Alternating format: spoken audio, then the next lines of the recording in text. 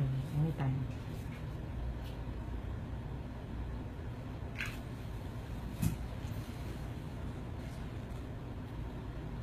Mabuhay mga kapanalig.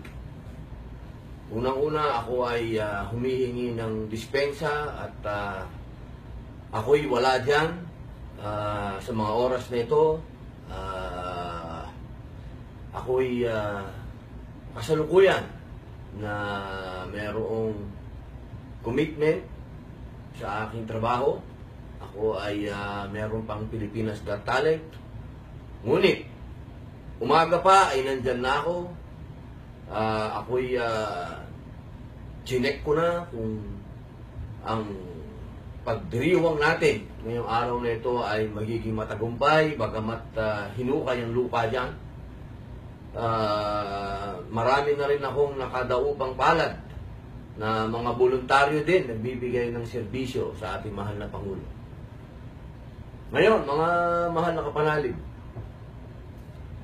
sigurado ako at kitang-kita na natin ang liwanag ng pagkapanalo ng ating mahal na bagong Pangulo, Rodrigo Duterte. Handang-handa na siyang ibigay ang serbisyo sa inang bayan. At tayo naman, bilang mga tagasunod, ay handa na rin na ipaglaban ang karapatan ng mga Pilipino. Ito na ang hinihintay natin na pagkakataon. Ito na ang hinihintay natin na pagbabago. Kaya mga mahal kong kababayan, huwag tayong bibitaw. Nag-uumpisa pa lamang ang ating revolusyon ng pagbabago. Ang pagkapanalo ng ating Pangulo ay hindi iyon ang katapusan. Doon pa lamang nagsisimula ang revolusyon ng pagbabago. Kaya hindi tayo pwedeng bumitaw. Bagkus lalo pa tayong nadaragdagan ng responsibilidad. Ano yung responsibilidad na yun? Huwag nating iiwan ang bagong Pangulo. Kailangan sundan natin kung ano ang naumpisahan ng Davao City.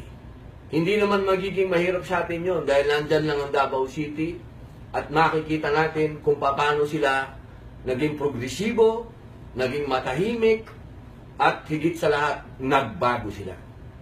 Ngayon, sa matagal na panahon, sa simula pa lamang ng kandidatura ng ating mahal na mayor, ay nagkaroon na ng napakaraming haka-haka, nagkaroon na ng napakaraming pangamba noong pumasok ang pangalan ni Alan Peter Cayetano. Lalong-lalo na sa mga milyong mga Muslim na nakaranas ng pangungutya at higit sa lahat ng mga pasabog ni Mr. Cayetano patungkol sa BBL. At yan ang hindi naman naging balakid sapagkat lalo pa kami, ang mga Muslim Pilipinos, ay lalong naging tapat kay Mayor. Ngunit, nagkaroon ng question mark pagdating kay Cayetano. Hanggang sa umabot na nakiusap ang mahal na Pangulo, si Mayor, nakiusap siya, nagpahayag siya na suportahan ang kanyang vice presidente. Umabot pa sa punto na sinabi ni Mayor na huwag na natin siyang iboto kung hindi natin iboboto si Cayetano. At nakiusap din siya na kung maaari ay pag-aralan si Alan Peter Cayetano. Naging mahirap para sa isang Muslim Pilipino na pakinggan ng isang tao na nagsabing all-out war sa mga Moro. Ngunit, dahil kay Mayor, pinilit kong panoorin, pinilit kong pakinggan ang mga sinasabi ni Alan Peter Cayetano. Tumakbo ang panahon, lumakad ang kampanya, marami akong napanood sa kanyang mga pahayag.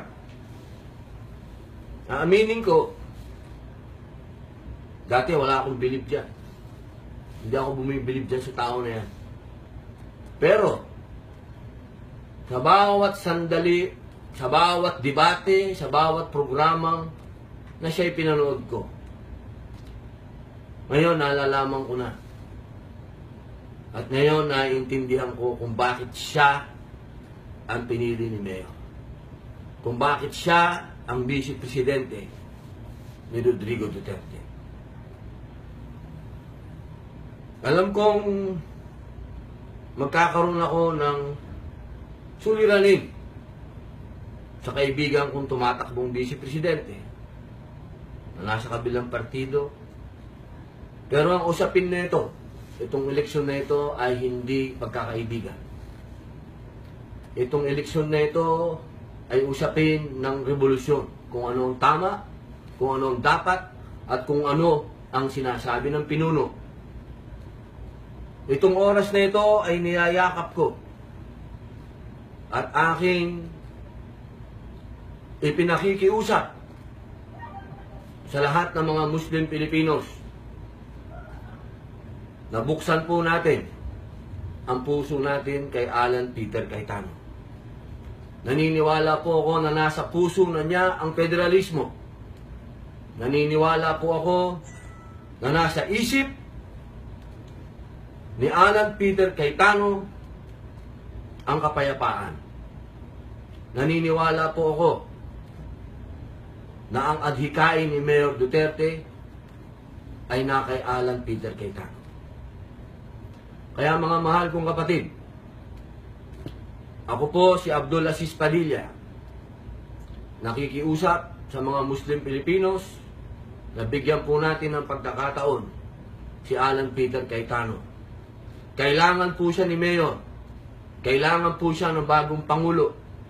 Kailangan po natin ang isang matapat at masasabi po nating handang ibigay ang buhay kay Mayor.